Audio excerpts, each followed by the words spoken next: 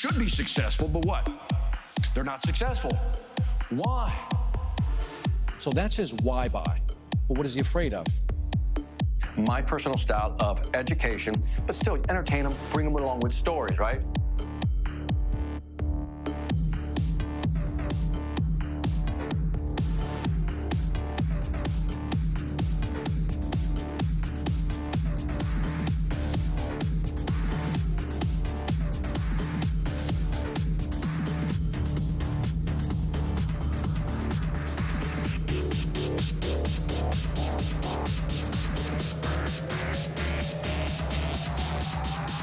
Who do we want to learn from?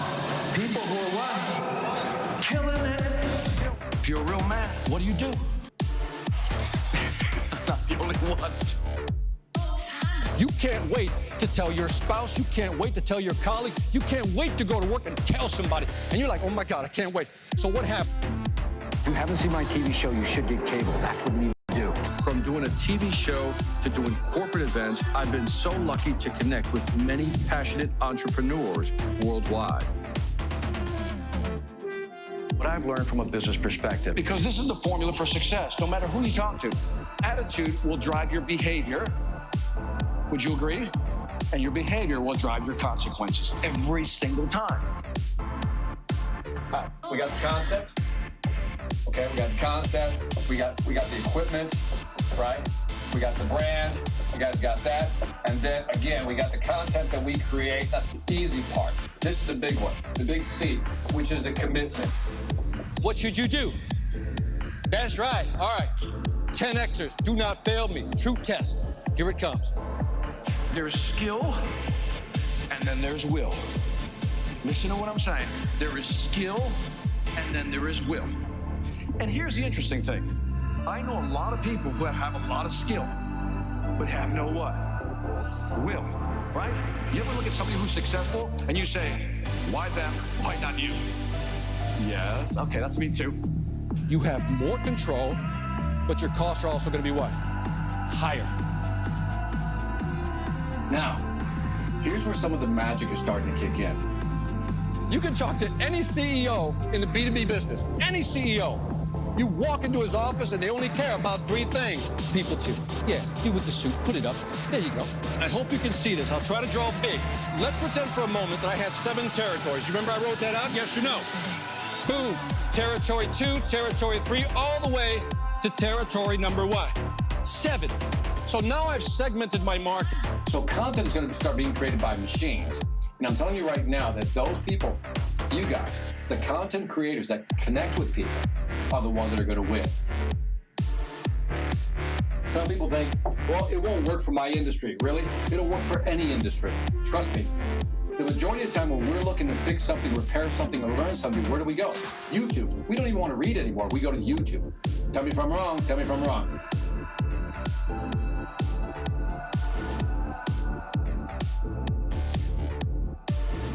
When you're doing your thing, beautiful things begin to happen. It's like the law of attraction kicks in. You know what I mean? It's almost like you're in line with the universe. Everything works. And when you do your thing, everybody gets an automatic MBA, which stands for what? Mega Bank Account Money. Are you with me? So we don't want to do a thing. We want to do a what? Beautiful.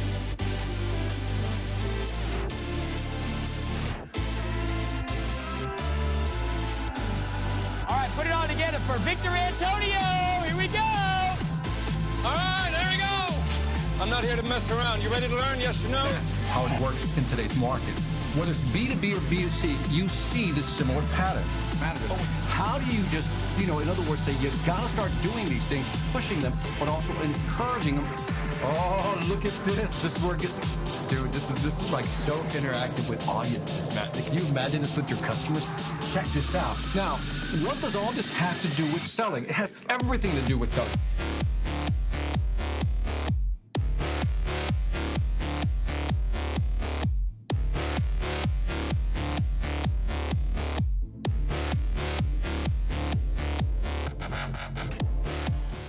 All right, Victor Antonio here with the Sales After Dark because Money never sleeps, and my audio is working, so I didn't screw it up this time. All right, if you're watching this on a replay, here's what's going to happen. I'm going to say hi to my friends. They're coming in from Facebook, LinkedIn, Twitter, Periscope. Going to say hi first. Do 5 minutes of that, jump into the content, and then do some Q&A at the end. So let me see who is... Oh, we got a few of them scrolling here already. Let me see. We got Brian. There he is, my man. Gator, what's happening? Let me just break this up a little bit. Hello from Las Vegas, y'all, man. Mia Knox, West Coast in the house. And there he is, the man who did that awesome intro, Chris Stone. Check him out, castahead.net. Chris, awesome intro, man. Awesome intro, but you know that already. Anyway, Spencer from here at Atlanta, man. I'm over here in Alpharetta, my friend. I think I told you that. Guzman, hey, Victor. Hey, back at you. TJ's in the house. TJ says, good day, Master VA. Selling ain't hard when you know how. That's right, man. So again, thank you for the kind words. I appreciate that. Inkle, the value merchant. John, always excited to have you here, man. So we got hello from Fremont. Kush Patel. There he is. Brian Gay, what do you say? You guys saying hi to each other? That's cool, man. I love that. Let me see. VA, do you know Seth Godin? Who doesn't know Seth Godin? The Purple Cow. Yes, I do. I accidentally clicked on his interview thinking it was you. He's into marketing. Interesting guy also. By the way, great guy, great insight, great marketing stuff. I love his short blog, so check out. By the way, he gets the Victor, boom, stamp of approval. Highly recommend Seth Godin, man. Yeah, good guy, man. Very good guy. We got Brandon Erickson here live again in Kansas City, Missouri. Medicare supplement salesman. Thank you for joining me, Brandon. Appreciate you being here. Matthew says, let's do this. Matthew Decaides. Is that how you say it, Matthew? Let me know if that's right, man. Ansley Pierre, Showtime in the house. I think you'll like what I got tonight. In it, hope you're doing great. I am, man. All is good. A little rainy in Georgia, but Kenry, I am good. Pete from Ohio, man. Good to have you here, Pete, as always, brother. Saludos, hermanos de la República Dominicana. Saludos, hermanos. Somos como primos, ¿no? Puertorriqueño, dominicano, la misma cosa. Anyway, so glad you could join us, man. Veronica Maldonado Torres. This is Fuego. That's right. Thank you for being here. Bob says, let's go. Let's do this. Kohai, my man, right? Around what? I didn't join live. That's okay, man. The fact that you came back is very cool. Antonio Prescott, the sales fanatic. Not just a sales fan. He's a fanatic. Greatest Victor Antonio. Selling ain't hard once you know how, man. And that's all it is. LinkedIn user. By the way, somebody asked me about this. Sometimes your name doesn't pop up, so I don't know who it is. A couple of people says, Victor, you didn't recognize me. You didn't say my name. I said, that's because it said LinkedIn user. And I don't know why, so that might be interesting to look at. And used your advice from Tuesday, and it worked like a charm. Matt, close those deals, Matt. Close those deals. So, CF, what is new here?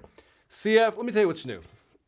I'm playing with wood. I'm trying to build these cigar humidors, and it's not going well. I'm having a hard time with my hobby right now, so that's what's going on in the background. But anyway, I digress. And Nydia Gonzalez, let me see. This could be I think this is my sister, actually. That's my sister. Hey, Pitita, what's up? Good to have you here. I know, I got to go to Chicago and visit everybody. I got it. Anyway, I live in Alpharetta. Also, Spencer, you're around the block, man. You're around the hood. All right, so who else we got? Good to know you're close to... Yeah, you have access to me. You can track me down, man. All right, so today I want to talk about... It all started when my daughter, Camille Gonzalez, she wrote an article. By the way, it's in the description down there. She wrote an article called The Fresh Start Effect. And I never heard of the Fresh Start Effect. And as I was reading the article, I'm like, this is something that my audience would probably enjoy, knowing about. So check out the article she's got below. It's on LinkedIn. Check that out. But let me kind of frame it first. Before I get into the article, let me frame it first, okay?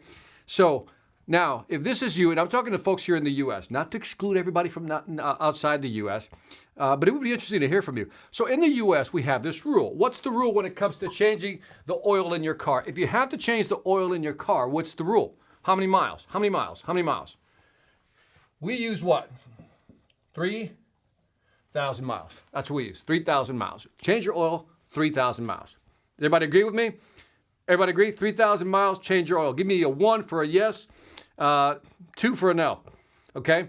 But basically, Aaron, thank you for joining me. Michael, glad to have you on board.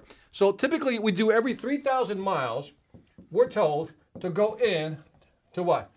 Change our oil if we want to make sure that our cars last a long time, right? So what do you guys have? What does your guy tell you? Brian says no, 5K. Says 1-1. Kim says 1. Kim Banda. That's a cool name. Kim Kraft Capo. I love it. So typically 3,000 miles. Now here's the interesting thing. We know that 3,000 miles is what everybody kind of accepts. But really for the last, 10 years, there's study after study after study, and Brian and Pete are probably right, is that the number is more like 5,000. Some say it's as high as 7,500. Some say the number is as high as 10,000. And they began to question, like, where did this number come from? And the people they keep pointing to, the company they point to, is Jiffy Lube. Jiffy Lube keeps saying 3,000, even though they know, right? They don't want to debunk the myth, but they know that you don't need to come in and bring your car in every 3,000 miles. In fact, depending on what type of car you have, right, the model, and what type of oil you use, especially if you use synthetic oil, it'll go a longer distance without having to change your oil. But in our brain, right, it's like you can't get rid of it. So everybody who said 3,000, I'm with you. I am with you. Because even though I know that 3,000 isn't a real, and you'll see that they've debunked it. So it's not a kind of a conspiracy theory to kill the 3,000. They've shown that you don't really need to do that. In fact, it's to that. And that is, notice it doesn't say let's say 4 months and 3,000 miles. That would confuse you. The 3 was used on purpose because they know that you'll remember that, and it's now ingrained in your head. 3 months or 3,000 miles. 3 months, 3,000 miles, and now that's programmed in our head. And they put that little sticker up there just to remind you, okay?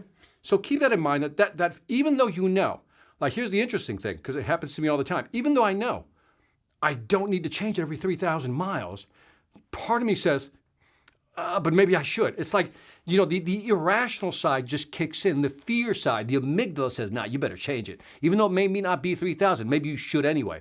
So that number is what ingrained in our heads. Keep that in mind. Because when we talk about this article that my daughter wrote that I thought was really interesting, let me just back up and say, I was reading this article, she showed it to me, and I said, I've never heard of the fresh start effect. So in 1994, a lady by the name, I think her name is Catherine Milkman from the University of Pennsylvania. They got geniuses over at the University of Pennsylvania. That's where Martin Seligman, who wrote Learned Optimism and invented it as a positive psychology, that's where he's at.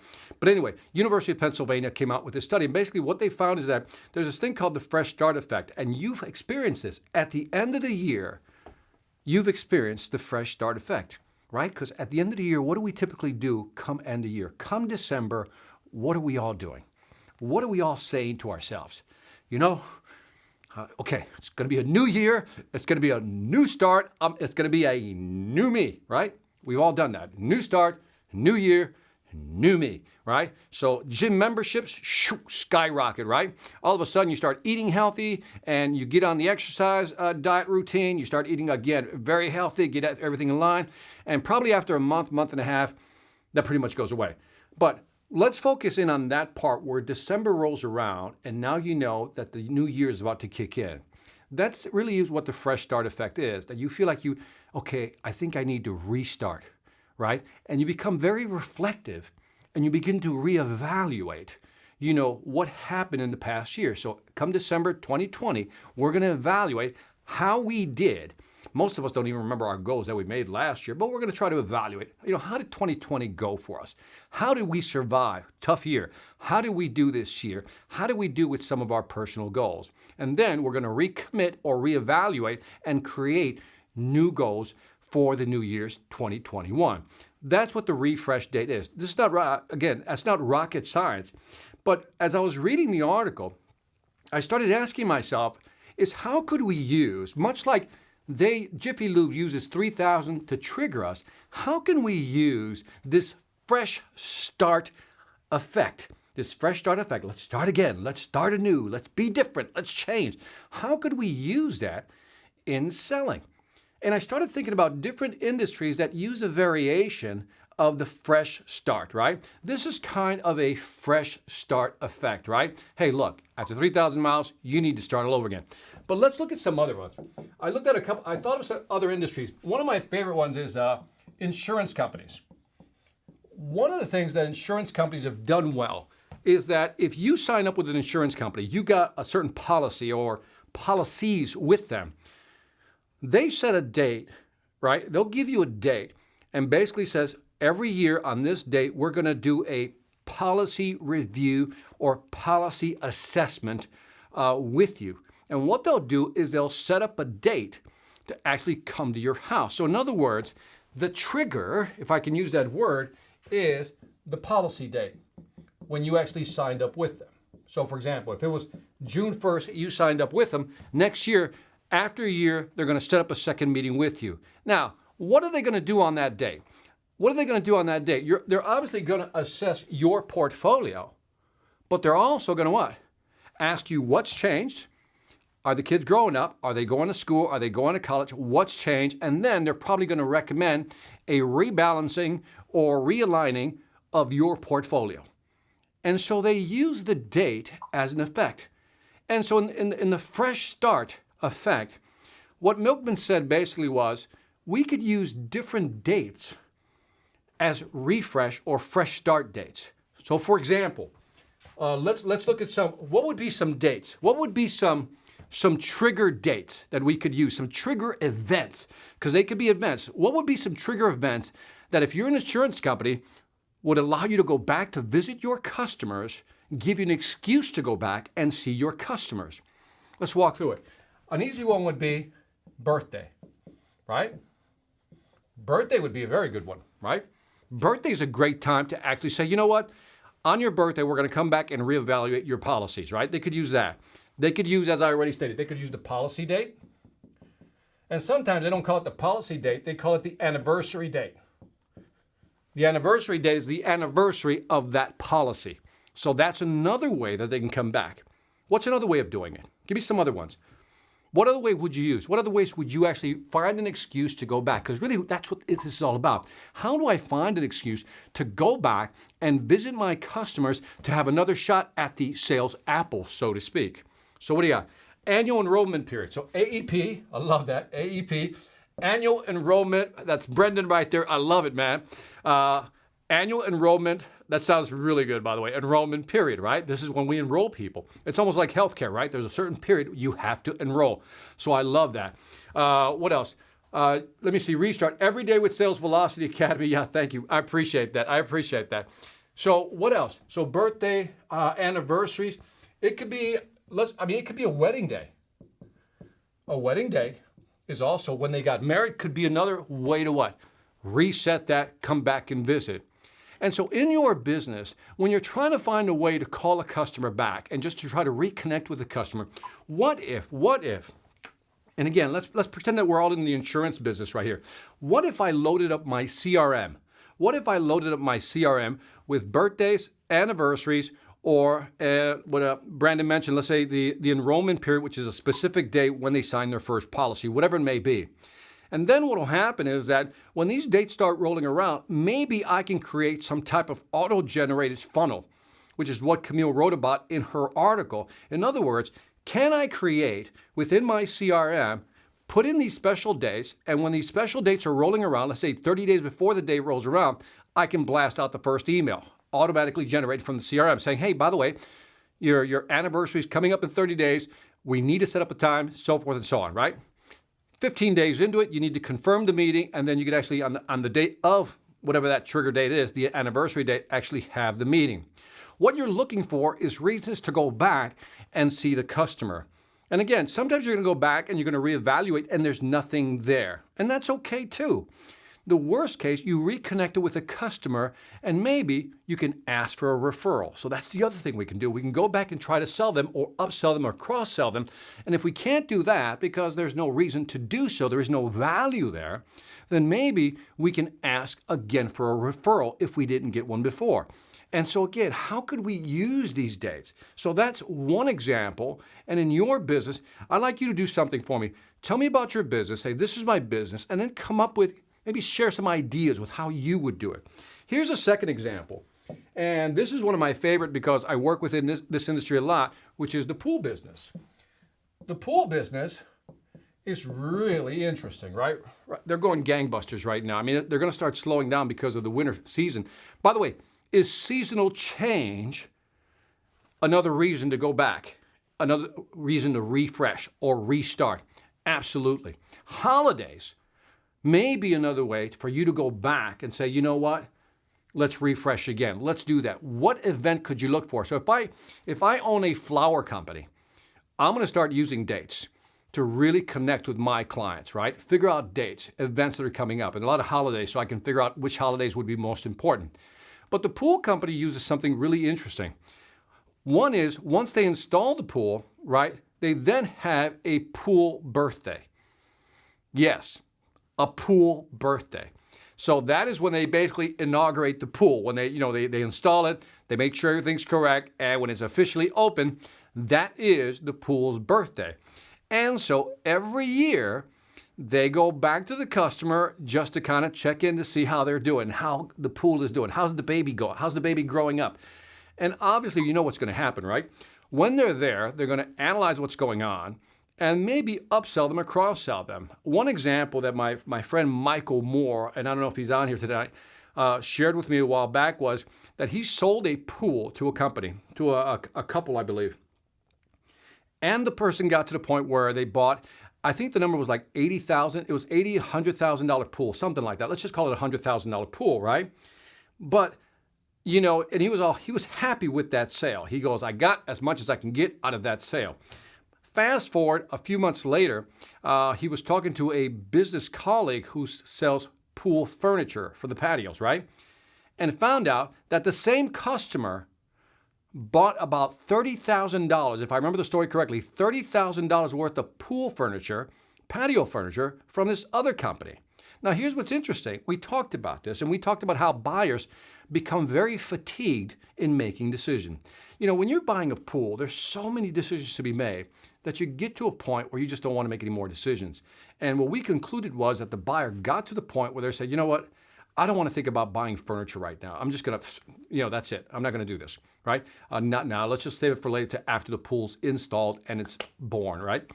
And so we talked about what if we understood buyer fatigue, what if we set up the birthday and then 3 months later we go in and check on the customer again and maybe the customer is ready to make a new buying decision. So using whether it's a 3-month period after the pool is installed or the birthday of the actual pool, coming back every year and assessing what needs to be done to the pool might be a way of coming back again. So my question to you is, are you using dates? Are you using fresh start events like holidays, birthdays? I mean, you think about, by the way, you think about birthdays, and I think about insurance companies. That's what, that's what really comes to mind because when you or financial planners, let's go there, financial planners, right? If you're a financial planner, the date you should definitely have in your CRM is when the person turns retirement age. So depending on what year you were born, it could be 65 or when you turn 67. I mean, these are dates, these are events. And maybe when that person turns 65 or 67 and they're ready to retire, then that's a good time to approach them and say, let's think about how you're going to manage your resources, your revenue, your money for the next 20, 30, God bless them, that many years, right? And so that's how they would use it. One more example. Let's say if you're how about a software as a solution company? If you're a SaaS company, right? You sell software. If you sell software, when's a good time to actually reevaluate your technology? When's a good time to reevaluate technology?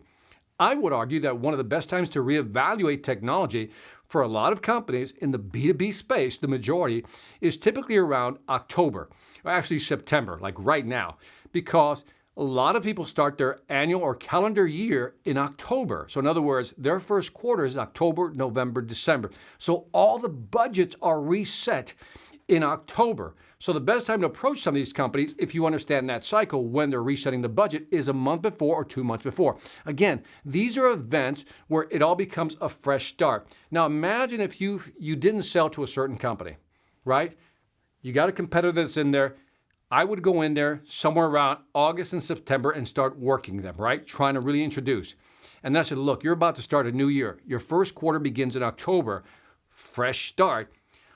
Isn't it now time to maybe switch over to something that's really going to help your company grow? Given the goals, given your challenges for next year, given the revenue goals that you have to hit, maybe using our platform, you'll be able to hit them much faster, become more efficient, do more with less people. You get the idea. So I want you to start thinking, that's really what I want to talk about tonight, is how do you use fresh start dates in your actual process, in your sales process, to actually go back and touch a customer again, or really just meet with the customer for the first time. So anyway, something to think about. Check out the article below by Camille, and I'll take some questions, and I want to hear how you guys are actually doing it. This is a fascinating topic, and not a lot of people talk about it. Now, I know I missed some comments here. By the way, keep in mind that when I'm talking to you, things are scrolling like this, so I missed some comments. And if I missed your comments, I'm sorry. Just maybe type in it again. I don't do it on purpose. Somebody says, do you avoid certain comments? I go, no, I just have two. I wish you could see my screen scrolling. It's really a lot. So I'm going to go here. I'm going to start where CF was at. Let me just start here. The oil change depends on the type of oil and the age of the car. You're absolutely right. So I think we've settled that one, right? Kim was talking about New Year's resolution. Definitely, right? Reset the year. In sales, we tend to do this fresh start evaluation every quarter. Not a bad idea, right? It's how do you restart? And again, it's how you position it, how you condition your buyers. One of the things, if you think about the car analogy with the oil change, is that they've conditioned us to, first of all, accept the 3,000 and then to use it as a metric. And so in other words, they handed us a metric and now we hold on to it. We cling to that 3 month, 3,000 miles as if it were real. And so I wonder how we can actually instill that in our customers so they'll keep coming back to us. Let me see. What does Pete have to say? Restart every day with the Sales Velocity Academy. Go 24/7. It really is a great academy. And by the way, if you haven't checked out the Sales Velocity Academy, you should. It's a good academy. We're adding courses. I think this week we added one new course. And so we're trying to add 1 or 2 every month. So check out the new Fresh Start classes we have. So if you don't have a lot of time for training, Fresh Start's typically 10 to 15-minute courses on something very specific. Let me see. We got Brandon. Again, my company is a perfect example of the Fresh Start effect. Medicare insurance. The enrollment begins October 15th to December 7th for the new 2021 plan. It is a perfect example, Brandon. Thank you very much for sharing, man. Thank you. Just in case everybody missed that, the annual enrollment period. Sounds so official. The pandemic, I don't know how to use that one, Inkle. You know what I mean? I don't know how to use that one. By the way, and then this one, leap into spring. Sometimes spring, brings a certain vibrancy and a certain energy where people want to do something. I think you're on to something, man. I think you're on to something there. I really do. I gave up doing that, VA. Instead, I committed to improving me at the end of the year, and this started when I discovered your podcast. You're so awesome, man. Hey, if you don't want to use the strategy, that's cool. If you just want to learn how to be better, that's okay too, man. So you can fresh start yourself every year, Matt. Matt says new promotions. Now, Matt, it would be interesting to figure out, when do you do the new promotions, right? Because this would be interesting, depending on what product or service you have, I would then time my promotions to coincide with some event, holiday, anniversary, or milestone, for example. So that'd be interesting. Year-end policy review. That's a big one. Again, insurance companies use that a lot as well. Year-end policy review is always a good way to come back in. I love that one. I'm in electrical testing services. Annual testing dates for insurance compliance. There it is, right? And it always gives you another shot at the apple. Let me see. We got here. By the way, does the Sales Velocity Academy have a training session of how to create funnels? It does not. To me, the marketing funnels it's outside, even though I use funnels, it's outside of selling for me, even though I know it's marketing part sales. So there are other sources out there. I used a lot of the stuff that Russell, the guy that does ClickFunnels. He's got a couple of great, his books are actually very good. They got the cheesiest title, Kenry, but Russell Brunson, I think is his name. I hate the titles, but the content is actually very good on creating funnels. There's one called The .com Secret, which I really hesitated to buy, Kenry, but it's a really good book if you want to build funnels, man. So check it out. So they do it better. As I say, I stay in my lane, Kenry. I stay in my lane. Approach before annual budgets are set in B2B, right? If you just know when the budget cycle is, you start approaching them 1 or 2 months and start setting it up, right? That's real selling right there. That's advanced selling right there. Victor, Mike Glynn, set an appointment to do an annual review of their product usage from the previous year. Do this in January of the new year. I love that. Product usage. I like that, right? Again, anything to come back and have a good conversation. It's always interesting also, Mike, right? When you do some of these usage studies, right, with the client and you go through it with the client, it's always interesting the data or the information that comes out of it. Plus or minus, positive or negative. It's always good for a great discussion and reevaluation. So I love that. I offer Roku channel development and distribution. By the way, how is that really, CF, is that really growing? Because I start seeing more people on my Roku who have their own channels. What I can do is circle back and celebrate their first air date on Roku channel. I love it. I define TV. Use holidays as fresh start dates. Good stuff. I like that. I like that. First, I love that. That's a great idea, by the way. I noticed the article is the first part of many. Do you have the links for the follow-up articles? She does, and she'll be posting them soon. I think she's going to do a drip on these articles. So it's a series, but thank you for asking. Appreciate that. Oil change depends on how many hour machine is on, so when traffic jam is also counting. Yeah, you're right. I mean, again, I'm saying you're absolutely right. I'm not arguing with you. I'm with you on this one. What about drop shipping goods? What is a good time to approach customers for the first time? Love your channel. On drop shipping goods, the thing is, if they're not a customer already, that becomes, a challenge because it depends on what products you're selling. So I would try to look at the products you're trying to drop ship and find out if they coincide with something interesting, right? So for example, if we're moving, as Herb says, we're moving into spring, that's vacation time. People feel energetic. They want to be outside. If I was selling some vacation packages, I would be selling that. Drop shipping, I don't know what products I would sell. So I would say look at your product and see what coincides with it. But this fresh start typically applies to customers you already have, Daniel. And thank you for loving the channel, man. I appreciate that. Inkle, how do you make your follow-up not annoying for the clients? It's always a dance, man. It's always a dance. I think if put yourself in the client's position, right? If you're going to call me up, please don't call me up to ask me how I'm doing. That'll never work. But if you're calling me up to help me, to make me aware of something, then I would want to hear it. So in other words, if I think I have something of value, of real value to offer them, then I'm going to try everything. I'm going to do emails, I'm going to do texts, I'm going to try calling them, I'm going to leave a voicemail, but with the intent of what? I got something for you. And again, I think always play it straight. Don't try to be cool. Don't try to be slick. Don't try to be that quick salesperson. Just be honest. I think if you have a good offer, they'll listen. Always think about how you would receive the call and how you'd like to be talked to. What would you like them to have? I love your thought about on how this could be used in the home exterior renovations industry. Company provides the leads. Okay, so home exterior renovations, like industry, right?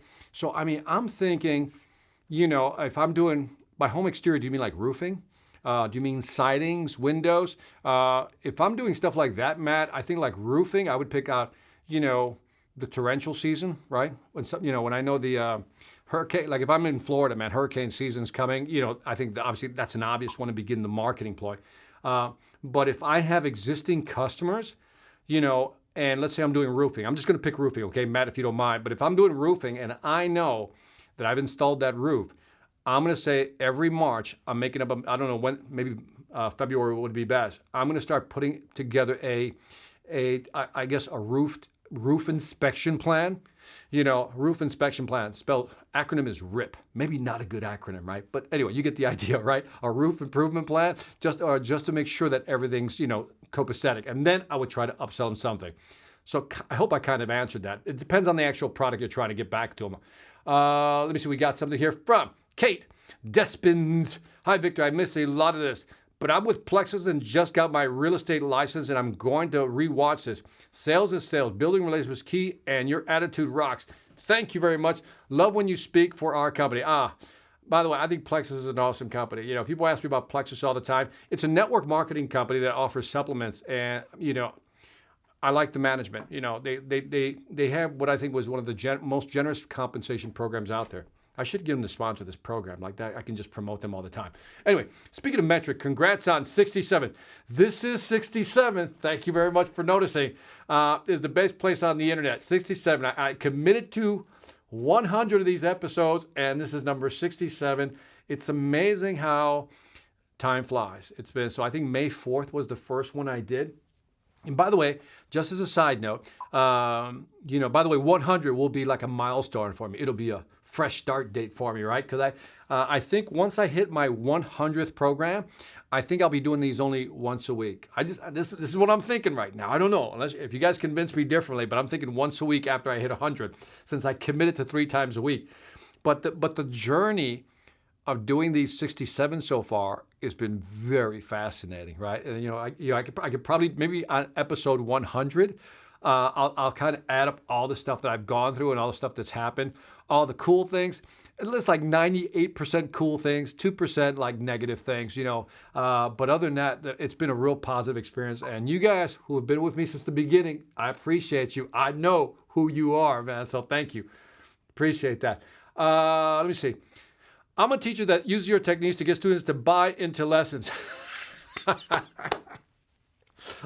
Michael, a perfect example. We're always selling, right? That's a perfect example. I've never heard that one, man. Thank you for that. That was a good laugh, man. Thank you.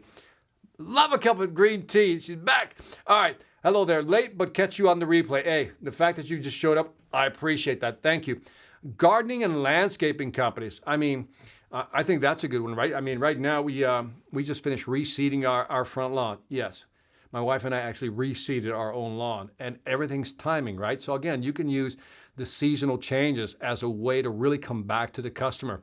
And I think even, seasonal change is probably the easiest way of doing it. Sorry, my brain went somewhere else.